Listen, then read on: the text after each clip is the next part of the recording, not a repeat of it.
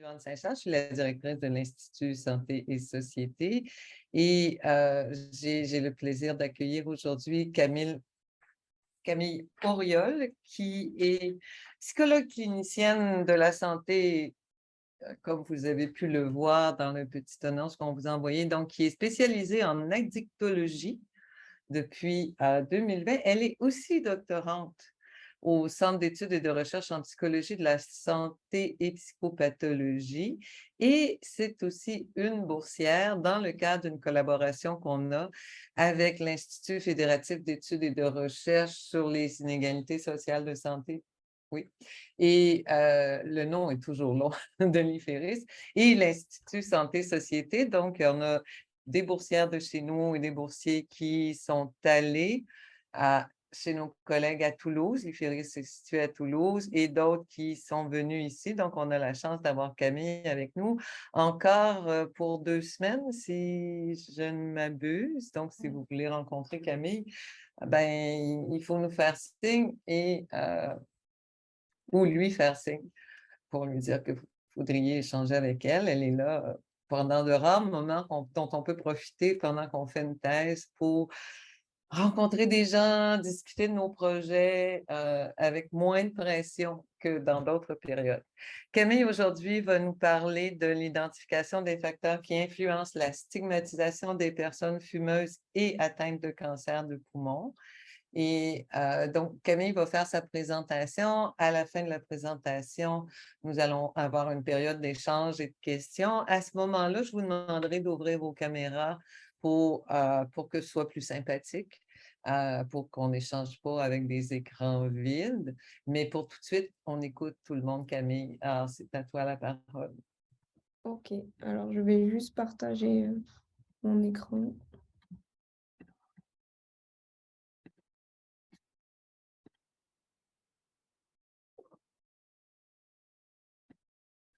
Ok, du coup, merci à tous déjà de vous être connectés pour cette conférence. Donc, je suis Camille Auriol et je vais vous présenter donc une recherche qui est inclue dans ma thèse. Et donc, cette recherche se nomme, comme Joanne l'a dit, facteurs de stigmatisation chez les personnes fumeuses et atteintes de cancer du poumon. Donc, ma thèse qui, elle, se nomme Jugement et stigmatisation des addictions chez les personnes atteintes de cancer, approche multifactorielle auprès d'un public tout venant et de professionnels de santé. Elle s'effectue dans le cadre d'un projet financé par l'Institut national du cancer en France. Donc,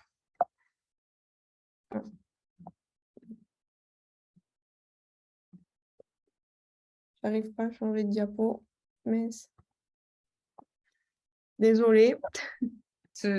Tu l'as eu une fois, à tout le moins? Ok, c'est bon. C'est bon, OK. Du coup, cette recherche s'inscrit dans le contexte suivant. On sait que chaque année, il y a environ 2 millions de nouveaux cas de cancer qui sont diagnostiqués dans le monde. Et donc, le cancer du poumon particulièrement est le troisième cancer le plus diagnostiqué chez la femme en France. Et donc, nous savons que le tabagisme est reconnu comme facteur de risque premier dans le cadre du cancer du poumon.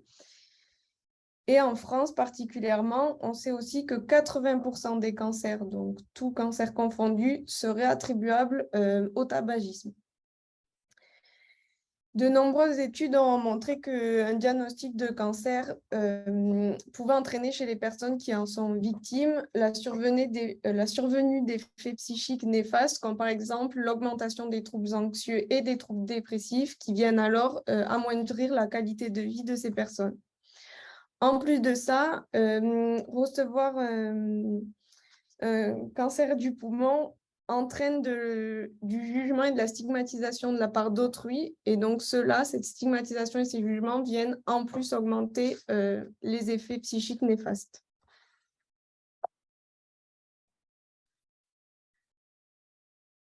Okay. Donc, pour la problématique de cette étude en particulier, on est parti du constat que associer cancer et addiction générait une stigmatisation accrue Et cela d'autant plus si la personne à qui il a été diagnostiqué un cancer, du coup, présente des comportements qui sont identifiés par autrui comme ayant pu engendrer ou accélérer le développement de la maladie. Donc, ces comportements, ce sont plutôt des comportements de santé qui seraient, on va dire, négatifs, comme par exemple le tabagisme, le fait de ne pas faire de sport ou encore d'avoir une mauvaise alimentation.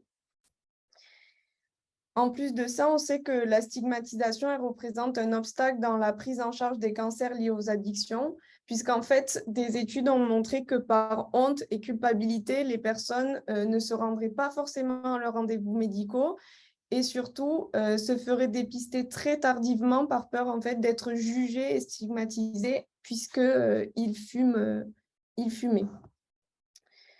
Donc, c'est pourquoi il nous paraissait important de pouvoir identifier quels sont les facteurs qui influencent le jugement et la stigmatisation. Deux objectifs se dessinent alors pour cette recherche. D'une part, d'étudier comment le grand public et les professionnels de santé jugent l'acceptabilité des comportements de santé des femmes fumeuses et atteintes de cancer. Et d'autre part, donc, d'identifier quels sont ces facteurs qui influencent le jugement, la stigmatisation envers les femmes fumeuses et atteintes de cancer. Donc, pour cela, nous avons décidé d'utiliser la méthode de la théorie fonctionnelle d'Anderson. Donc, c'est une méthode qui permet d'étudier la façon dont les personnes émettent un jugement, cela en venant étudier exactement comment elles prennent en compte un ensemble de facteurs et les combinent afin donc d'en tirer un jugement. Donc, c'est une méthode expérimentale qui est utilisée dans de nombreuses recherches en psychologie de la santé et qui est basée sur un ensemble de vignettes cliniques décrivant du coup une situation concrète de la vie quotidienne. Donc, en fait, pour évaluer les facteurs qui influencent la stigmatisation, nous, on a décidé de passer par l'évaluation du jugement parce qu'on sait, grâce à des études, du coup, que la stigmatisation est engendrée soit par des comportements, soit par du jugement envers une personne, du coup, par des personnes envers une personne concernée.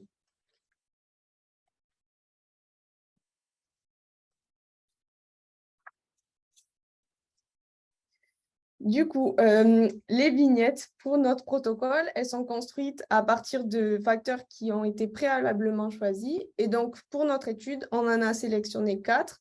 Donc, dans nos vignettes, on aura l'activité physique qui va varier. Donc, soit la femme sera active ou inactive. Le niveau de consommation, soit elle fumera 1 cigarette par jour ou 20 cigarettes par jour. Ensuite, le type de diagnostic, soit elle recevra un diagnostic de lésion pulmonaire non tumorale, soit un cancer du poumon à un stade précoce, soit un cancer du poumon à un stade avancé. Et dernièrement, donc, le type de comportement mis en place post-diagnostic. Donc, soit la femme, après son diagnostic, arrêtera de fumer, soit elle réfléchira à la possibilité d'arrêter, soit elle maintiendra sa consommation. Donc, pour construire notre matériel, nous combinons l'ensemble de ces modalités sur un plan orthogonal, résultant donc un total de 36 vignettes pour notre protocole. Donc, pour que ce soit un peu plus concret, je vous ai mis un exemple de vignette. Donc, cela donnerait « Joëlle est une femme âgée de 60 ans. Elle travaille en tant que secrétaire depuis plusieurs années. Elle est plutôt de nature sédentaire et durant son temps libre, elle apprécie regarder la télévision. Ces 30 dernières années, Joëlle fume 1 ou 2 cigarettes par jour. Elle a tenté plusieurs fois d'arrêter de fumer, sans succès. Depuis quelques semaines, elle ressent un essoufflement et est prise de quinte de toux. De ce fait, elle entreprend des démarches médicales. Les analyses montrent qu'elle est atteinte d'un cancer du poumon à un stade très avancé. Ses chances de survie ne sont que de quelques mois. Il lui est alors proposé un traitement adapté, ce qu'elle accepte. Quelque temps après, Joëlle continue de fumer. Par ailleurs, elle continue d'occuper son temps libre comme elle le faisait auparavant. En prenant en compte tous ces éléments, Joëlle se comporte-t-elle de façon acceptable selon vous? Donc, après avoir lu la vignette, le participant, il doit juger l'acceptabilité de ses comportements du coup de santé sur une échelle non graduée allant de pas du tout acceptable à tout à fait acceptable. Donc, selon la théorie fonctionnelle d'Anderson, le participant, mentalement, après avoir lu la vignette, il va prendre en compte l'ensemble des facteurs écrits en gras sur cette diapositive il va les combiner et il va en tirer un jugement d'acceptabilité. Donc, il va venir reporter sur cette échelle.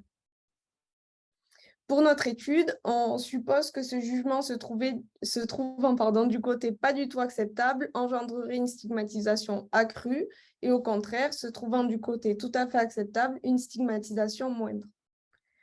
Donc, cette recherche, elle va permettre d'étudier si les comportements de santé antérieurs à la maladie et retrouvés dans le parcours de vie de ces femmes, à savoir l'activité physique et le niveau de consommation, influencent le jugement de la part d'autrui une fois que celles-ci ont reçu un diagnostic de cancer, donc à plusieurs stades, mais aussi comment le comportement de santé, à savoir le type de sevrage mis en place ou non par ces femmes, post-diagnostic, vient influencer aussi ce jugement.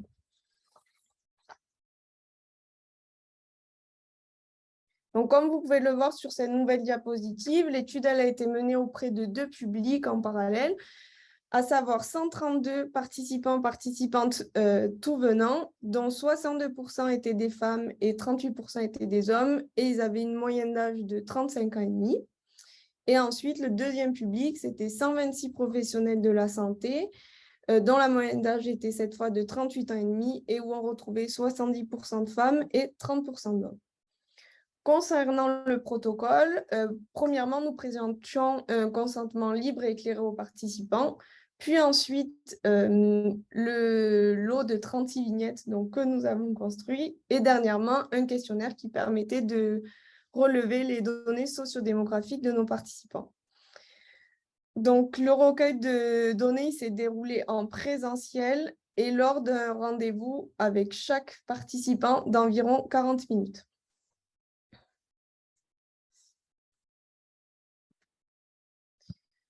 Donc, pour les résultats, nous avons premièrement calculé les moyennes du jugement d'acceptabilité, donc plutôt des statistiques descriptives.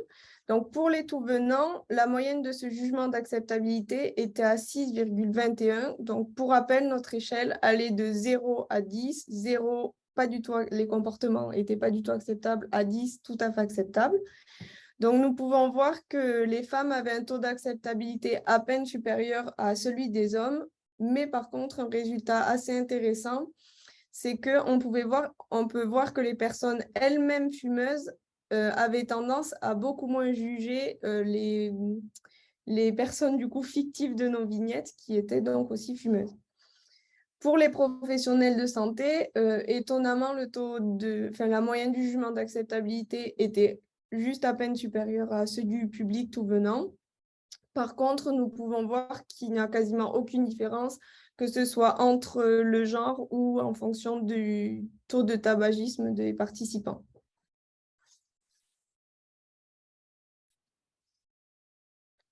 Ensuite, nous avons effectué des ANOVA factoriels intrasujets à un facteur, du coup, afin de voir si l'ensemble des modalités proposées dans les vignettes étaient prises en compte par nos participants. Et donc, c'est ici le cas. Donc, vous allez voir que les résultats que je vais vous présenter sont quand même assez logiques, mais ils n'avaient jamais été mis en lumière dans la littérature. C'est pourquoi il nous semblait intéressant de quand même le spécifier. Donc, pour le niveau de consommation, on retrouve le fait que fumer 20 cigarettes par jour était considéré comme moins acceptable que d'en fumer une ou deux. Pour le diagnostic, on retrouve que la modalité avoir un cancer à un stade très avancé était considérée comme plus acceptable que d'avoir des lésions non tumorales ou un cancer à un stade précoce. Donc, on reviendra sur ce résultat après. Ensuite, pour le comportement mis en place post-diagnostic, on voit que le fait d'arrêter de fumer était toujours considéré comme plus acceptable en comparaison de réfléchir ou ne pas arrêter. Et donc, pour l'activité physique, la pratique d'une activité physique régulière était plus acceptable que le fait d'être sédentaire et donc de ne pas en avoir.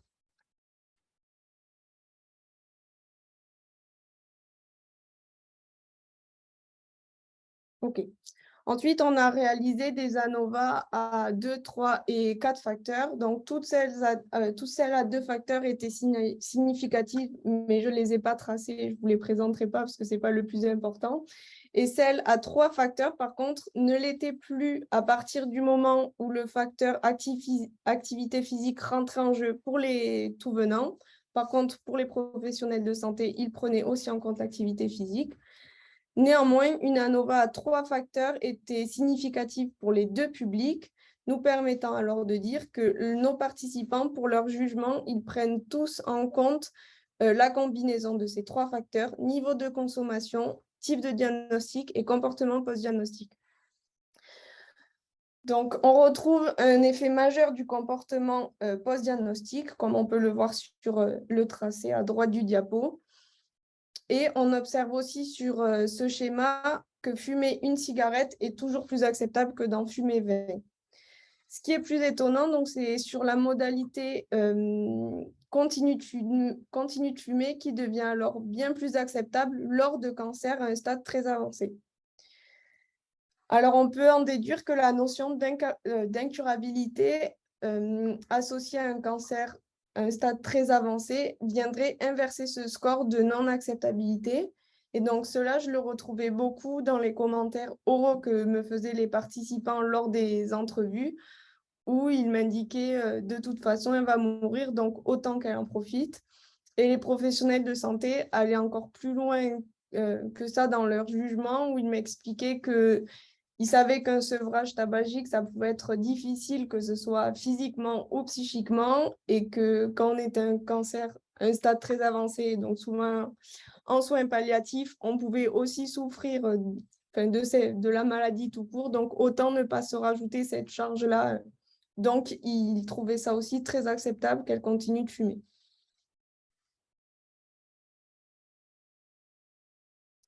Du coup, en conclusion, ces premiers résultats ils permettent d'identifier quels sont les facteurs qui influencent le jugement d'acceptabilité et donc, en conséquence, la stigmatisation du tabagisme chez les femmes ayant un cancer du poumon. Donc, avec pour rappel le facteur le plus influent qui était le comportement post-diagnostic. Ensuite, le fait de fumer une ou deux cigarettes par jour est toujours plus acceptable que d'en fumer 20. Et dernièrement, les participants avaient toujours un jugement moins sévère envers les femmes qui présentaient un cancer à un stade très avancé, et ce, surtout chez les professionnels de santé.